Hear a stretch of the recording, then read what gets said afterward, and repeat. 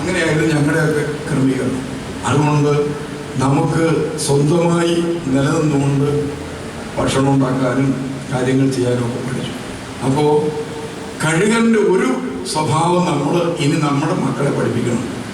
കുഞ്ഞുങ്ങളെ ആവശ്യമില്ലാതെ എന്ത് ചെയ്തത് നമ്മൾ കൂട്ടിനകത്ത് വെച്ചുകൊണ്ടിരിക്കരുത്, തള്ളി മറിച്ച് താഴെ.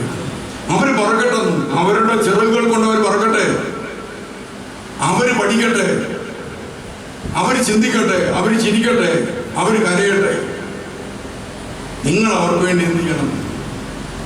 നിങ്ങൾ അവർക്ക് വേണ്ടി പ്രാർത്ഥിക്കണം. ഞാനൊരിക്കലും പ്രൊഫസർ എന്നോട് പറഞ്ഞൊരു കാര്യം പറഞ്ഞാണ്, എനിക്കറിയാവുന്നൊരു പ്രൊഫസറാണ്. അദ്ദേഹം പറഞ്ഞു, ഏതോ ഒരാൾ കുട്ടിയോട് ഉപദേശിച്ചതാണ്,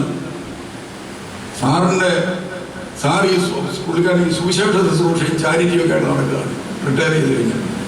സാറ് കുറച്ചും കൂടെ വീട്ടിലെ കാര്യങ്ങൾ ശ്രദ്ധിക്കണം, പിള്ളേരെ ഒന്ന് ശ്രദ്ധിച്ചോണം എന്ന് വെറുതെ ഒരാൾ പറഞ്ഞു. ഉടനെ ആ പ്രൊഫസർ നെഞ്ചത്തോട്ട് പറഞ്ഞു, എൻ്റെ മക്കളിൽ ആരും വഴിതെറ്റിപ്പോവില്ല.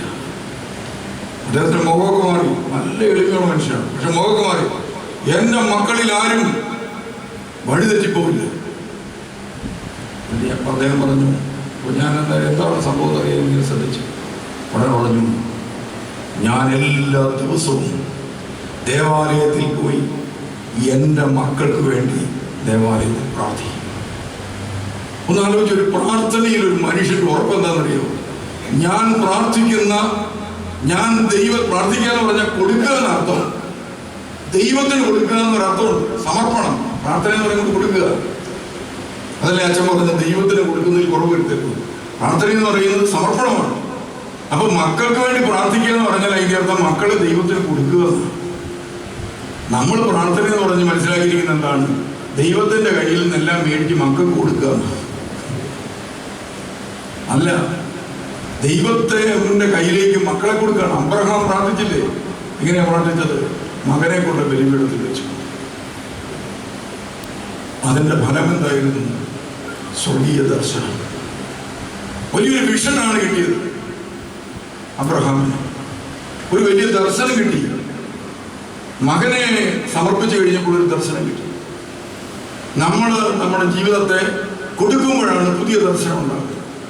ഞാൻ ഇത്രയും പ്രസ്ഥാനമെല്ലാം ഉണ്ടാക്കി എല്ലാം കഴിഞ്ഞ് നമുക്കറിയാമല്ലോ, നമുക്ക് ഈ ദാതാവിനേക്കാൾ കൂടുതൽ ഇഷ്ടം ദാനങ്ങളോടാണ്.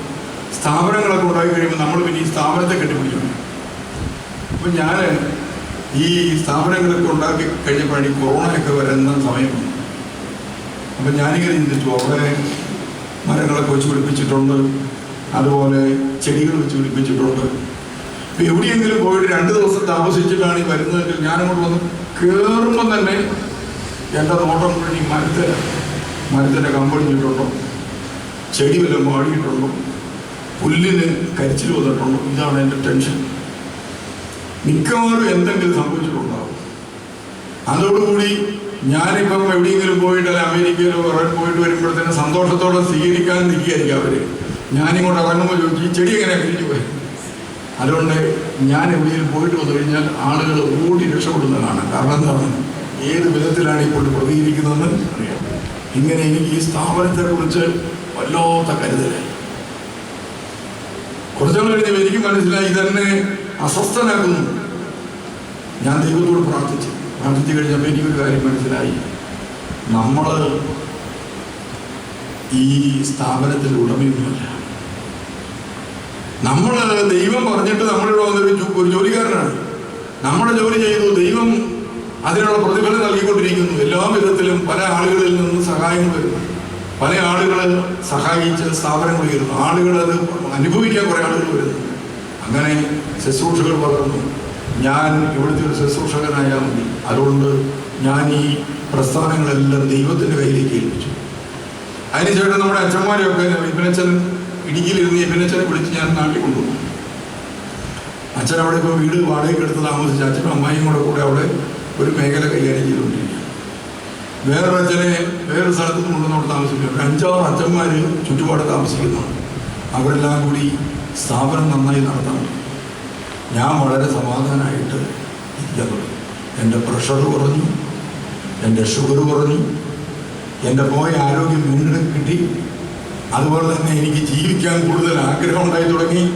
മാത്രമല്ല, ഞാൻ എപ്പോഴാണോ ഇതെല്ലാം മനസ്സിൽ നിന്ന് കളഞ്ഞത്, ആ നിമിഷം മുതൽ പുതിയ സാധനങ്ങൾ, പുതിയ സ്ഥലങ്ങൾ, പുതിയ ശുശ്രൂഷകൾ എനിക്ക് വന്നിരുന്നു തുടങ്ങി. തമിഴ്നാട്ടിലും അവിടെ ഇവിടെയൊക്കെ.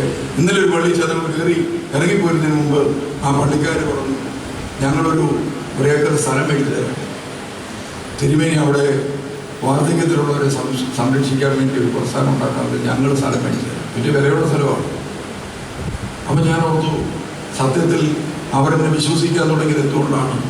ഞാൻ ഈ കാര്യം ചെയ്തതൊന്നും ലോകത്തിലാരും പറഞ്ഞിട്ടില്ല. ഇതെൻ്റെ മനസ്സും ദൈവവുമായിട്ടുള്ള എൻ്റെ ബന്ധത്തിൽ നടന്ന സംഭവമാണ്. പക്ഷേ നമ്മളെ കൊടുക്കുമ്പോൾ പുതിയ ദർശനങ്ങൾ നമുക്ക് ദൈവം നൽകി തുടങ്ങും. അപ്പം അതുകൊണ്ട് ഇപ്പം നിങ്ങളെ സംബന്ധിച്ചിടത്തോളം 40 വർഷം പിന്നിട്ടു. അപ്പം നിങ്ങൾ വിചാരിക്കും നിങ്ങൾക്ക് 40 വയസ്സേ ഉള്ളതെന്നാണ് ഞാൻ പറഞ്ഞു വരുന്നത്. അല്ല, എനിക്കറിയാം എത്ര ഉള്ളത് ഞാൻ പറയുകയല്ല. എന്നാലും 40 കഴിഞ്ഞല്ലോ. ഇനി എന്ത് ചെയ്യാണ്? നിങ്ങളറിയാം, ജീവിതത്തിലേക്ക് തിരിച്ചു വരാനായിട്ട് നിങ്ങൾ പതുക്കെ ശ്രമിച്ചു. അവിടെ നിന്നെല്ലാം വിറ്റുപെറുക്കി പോന്നു. അല്ല, വിറ്റുപെറുക്കിയല്ല, നിങ്ങൾ അവിടെ നിന്ന് ഗൾഫിൽ നാട്ടിൽ വന്നു. ഇനി നിങ്ങൾ എന്ത് ചെയ്യണം? നിങ്ങളറിയാതെ പതുക്കെ തൂവലൊക്കെ പൊഴിഞ്ഞപ്പോൾ നിങ്ങൾ അത് തന്നെ എടുത്തൊന്ന് കുത്തിപ്പിടിപ്പിക്കാമെന്ന് നോക്കി. ആ തൂവലൊക്കെ പതുക്കെ കളയണം, ഓർമ്മകൾ. എന്നിട്ട് നമ്മൾ ഇടയ്ക്കിടയ്ക്ക് ആ ഓർമ്മകൾ പറഞ്ഞുകൊണ്ടിരിക്കുകയാണ്. മോനെ, എടാ, ഞാനൊക്കെ ദുബായി പോകുന്ന സമയത്ത് എൻ്റെ അമ്മ ഇതൊക്കെ എത്ര പ്രാവശ്യം പറഞ്ഞു, ഒന്നും ഉണ്ടായിരിക്കുക. അപ്പോഴാണ് നമ്മളെ പള്ളിയിൽ ഒരു കമ്മിറ്റിക്കാരനാക്കിയത്.